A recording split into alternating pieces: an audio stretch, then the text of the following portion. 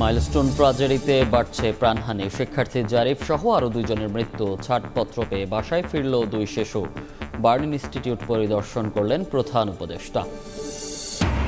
10 লাখ টাকা নেয়ার পর আবারও হানা। গুলশানে সাবেক এমপির বাসায় চাঁদাবাজির অভিযোগে বৈষম্য বিরোধী ও ছাত্র সংসদের 5 নেতাকর্মী গ্রেফতার, সংগঠন থেকে বহিষ্কার। মানুষ যদি চলাফেরাই না করতে পারতো, ফুটপাতের দোকান ব্যবসা করার জন্য তাহলে মার্কেট ভাড়া করুক। অ্যাবনর্মালিটি বাংলাদেশে এখন নর্মালিটি হয়ে গেছে। দোকানপাটের দখলে ঢাকার ফুটপাত, নেই হাঁটার জায়গা। সড়ক ব্যবহারে দুর্ঘটনার ঝুঁকি বাড়ছে পথচারীদের। নারীর জন্য অনিরাপদ। হকার পুনর্বাসনের লক্ষ্য সিটি কর্পোরেশনের। যেখানে 15 মিনিটের পথ সেখানে 2 ঘন্টাও লেগে যাচ্ছে। পুরান ঢাকায় সরু রাস্তাঘাট আর যানজটে অতিষ্ঠ নগর জীবন। প্রভাব পড়ছে ব্যবসা বাণিজ্যেও। সদরঘাটে কমছে লঞ্চ যাত্রী। সমাধানে সমন্বিত পদক্ষেপে জোর বিশেষজ্ঞের।